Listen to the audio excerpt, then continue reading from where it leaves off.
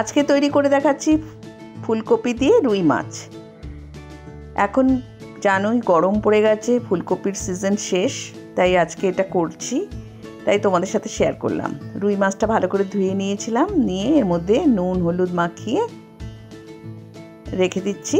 দিয়ে কড়াই বসিয়ে দিয়েছি গ্যাসে, দিয়ে কড়াইয়ের মধ্যে তেল দিয়ে দিয়েছি। তেলটা গরম হওয়ার পর মাছটাকে একটু কড়া করে ভেজে নিচ্ছি। তেল গরম হওয়ার পরই কিন্তু মাছ ছাড়বে, নাহলে কিন্তু মাছ কড়াইতে আটকে যাবে, ভেঙে যাবে। দিয়ে মাছটাকে কড়া করে ভেজে তুলে নিলাম। এবার ওই তেলের মধ্যেই বাদবাকি যে মাছগুলো ছিল সেই মাছটাও দিয়ে দিলাম, দিয়ে ভেজে তুলে নিচ্ছি। যেভাবে দেখাচ্ছি এভাবে মাছের ঝোলটা তোমরা নিশ্চয়ই করো, যারা করোনি কোনো দিন করে দেখো, খুব ভালো লাগে খেতে। মাছগুলোকে তুলে নিলাম, দিয়ে ওই তেলের মধ্যেই দিয়ে দিচ্ছি আলুটাকে একটু লম্বা লম্বা করে কেটে নিয়েছি, দিয়ে আলুটাকে ভেজে নিচ্ছি। আলু ভেজে নিয়ে মাছ বা মাংস রান্না করবে, খেতে টেস্ট হয়।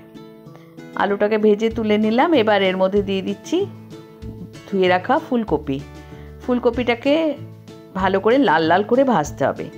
এখানে ফুলকপিটাকে আমি একটু গ্যাসটা ফ্লেমটা মিডিয়াম করে দিয়েছি, দিয়ে ঢাকা দিয়ে ভেজে নিচ্ছি।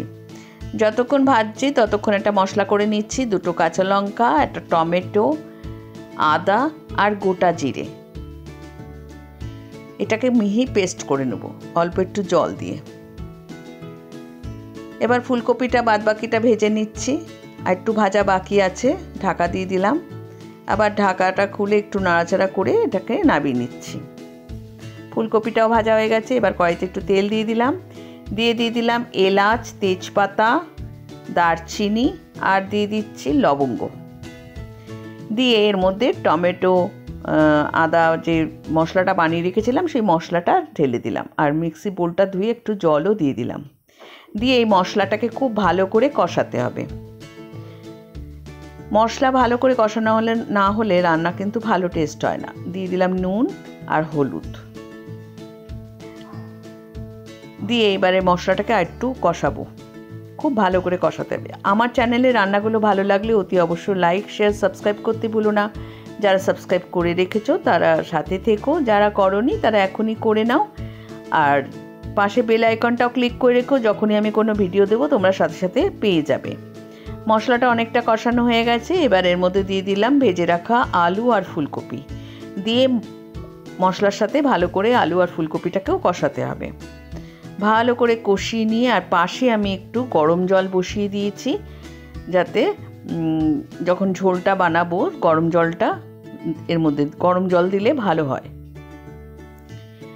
ভালো করে কষিয়ে নিয়ে অল্প একটু গরম জল দিয়ে আবার একটু নাড়িয়ে তারপর যতটা পরিমাণ জল লাগবে ততটা পরিমাণ জল দেব, কারণ এর মধ্যে ফুলকপি আর আলুটা সেদ্ধ হবে, প্লাস ঝোল রাখতে হবে, ততটাই জল দিতে হবে। দিয়ে দিলাম গরম জল, দিয়ে এবার এটাকে একটু ফুটতে দেব, ঢাকা দিয়ে দিচ্ছি। এবার ফুটে উঠলো, সেদ্ধ হয়ে গেছে আলু ফুলকপি। এবার মাছগুলো দিয়ে দিলাম একে একে, দিয়ে একটু মিনিট 2 ফুটিয়ে ওপর দিয়ে ধনেপাতা দিয়ে নামিয়ে নেব। এইভাবে তৈরি করো, খেতে ভীষণ ভালো লাগে, আর গরম ভাতে এটা পরিবেশন করবে।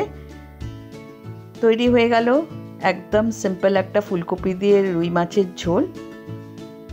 ভালো লাগলে অতি অবশ্য বন্ধু বান্ধব সবার মধ্যে শেয়ার করবে, আর কমেন্ট বক্সে জানাবে তোমাদের কেমন লাগলো।